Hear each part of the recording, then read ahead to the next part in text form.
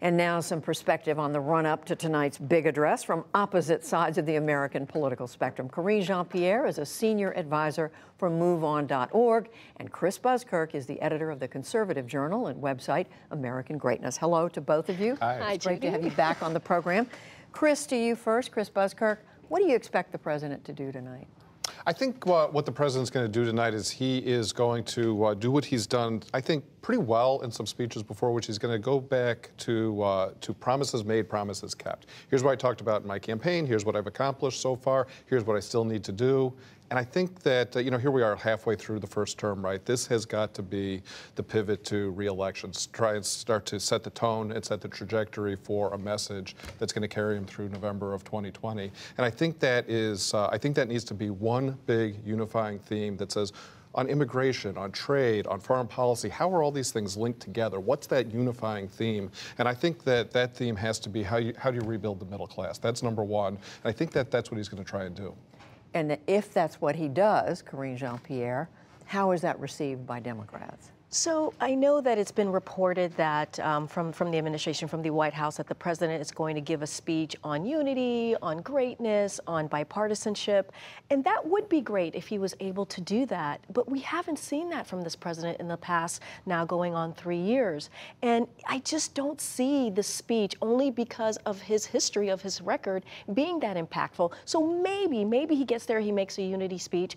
But hours later, the moment he gets on Twitter, he steps on it. So it's hard to believe. And let's not forget, a couple of weeks ago, he addressed a country in the diplomatic reception room where he talked about immigration, and that was filled with division. And then he did it weeks prior to that in the Oval Office behind the Resolute desk, and that was filled with division and hate. So I just don't see how that's possible coming from this president. And in fact, Chris Buskirk, I had a chance today to spend a few minutes with Speaker Pelosi and the Senate Minority Leader Chuck Schumer, and Senator Schumer made a point of saying, we hope the president's going to appeal to unity, but in the past, when he's spoken at a moment, whether it's a State of the Union address or another important speech, he's made promises or made declarations that he then turned around and didn't fulfill. So what makes you convinced that tonight is going to be different? So, well, I think part of that's in the eye of the beholder, right? What is unity? I mean, there's part of it that is the art of persuasion, which is to talk about it and to use the rhetoric of unity and to talk about how are we Americans together? What does that mean? And how do we build things together, make this a better society? How that translates into practice, I think, is where the president needs to be very concrete. He needs to use that rhetoric, but then say, look, these are the policies we're going to pursue in my administration to try and make this a reality. And that's what everybody's really looking for. It's nice to hear the good speech, but then what are you going to do about it? But you have a sense that now, Chris Buskirk, the president's prepared to do that. I think he has to, and I think that's what he's going to try and do. But Karine, you're expressing doubt.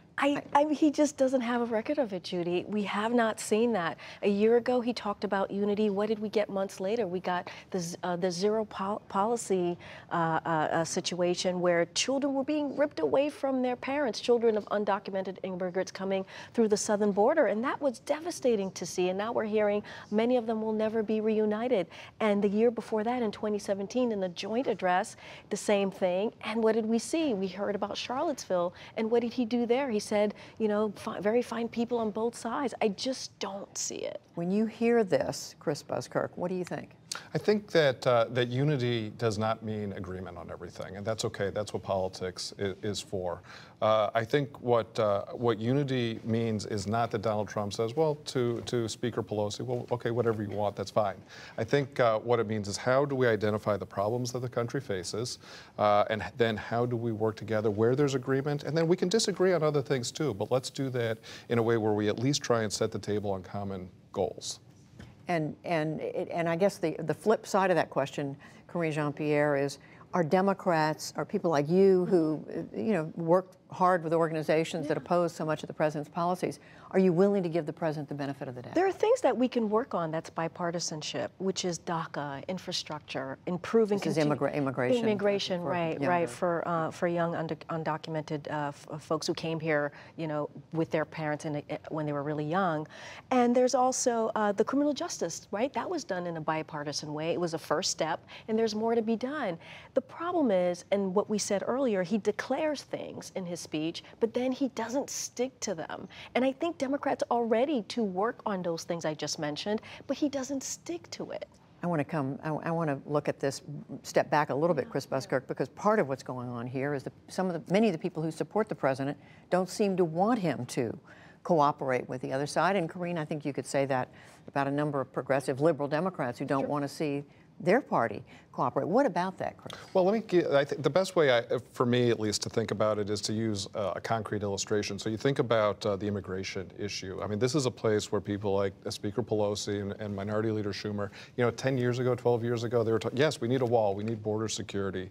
I think what the president needs to do is explain why that's important and how that is something that protects how border security protects working families, American working families. Why? Because it protects their most valuable asset, which is their asymmetric access to the American labor market. Make that argument, maybe in a more in other words, immigrants take jobs away from you? Is that, I mean?